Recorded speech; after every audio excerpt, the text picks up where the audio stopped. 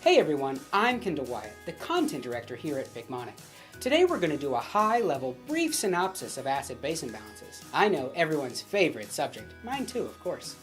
Now, we're going to go through the lab values, and then we're quickly going to go over how you can briefly guesstimate an acid-base problem. Now, when you feel like you're solid on the content, head over to our Mastery Challenge, where you can really see if you remember all of the facts for long-term retention. And of course, it's free.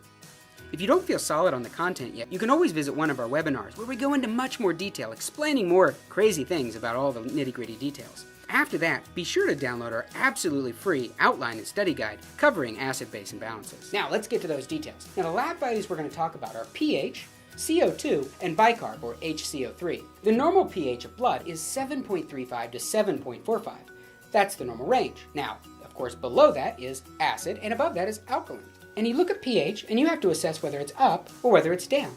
Well, if it's up, then that's alkalosis, or the alk loser inside of Picmonic. If pH is down, or less than 7.35, you know that's acidosis, or our acidic limit inside of Picmonic. CO2, what is a normal CO2? Well, pH is 7.35 to 7.45. Okay, I got that. Memorized one. Oh, I got to memorize all these others. Well, you can easily remember acid-base because pH is 7.35 to 7.45. So CO2 is 35 to 45. Those are pretty much the same numbers. Remembering 35 to 45, that's what you need to remember. CO2 is an acid. Now, how do we remove and regulate CO2 in our body? Well, we blow it off. That's blowing off some acid. So 22 to 26 is bicarb. Now, bicarb, remember, bicarb is regulated by the kidneys, and it's slow to react. So remember, you get angry and you huff and you puff and you blow, well, you could do that really fast. But it takes a long time, sometimes 24 hours, for your kidneys to be able to begin compensating for all your angry and huffy puffiness. Now, let's talk about an actual acid-base problem. I want you to look at that pH and I want you to say, is it within 7.35 to 7.45? If the lab value is below 7.35, well, that's an acid. If the number's above 7.45, that's basic, or alkaline. So I want you to look at a problem and assess the pH. If it's below 7.35 and trending downward, you need to put acidosis. If it's above 7.45, write down alkalosis. And put that down in your problem right away, so you already got 50% of the problem. You've got half the answer right there. Step number 2 is to look at the CO2. The CO2 level. Now, remember what regulates the CO2? Breathing, right? Remember, if you get mad and you get upset, you're going to blow off a lot of CO2. Remember that. So when you look at the CO2, I want you to look at it and say, is it between that normal range of 35 to 45? And if you say no, well, it's abnormal, right? And look at pH. Assess the two. If CO2 is going the opposite direction of pH, one up and one down, or one down and one up. They're going in opposite directions.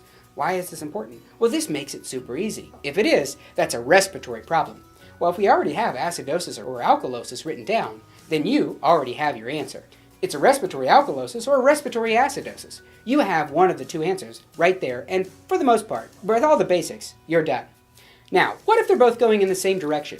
Then we need to look at bicarb, HCO3, and only do we look at it then.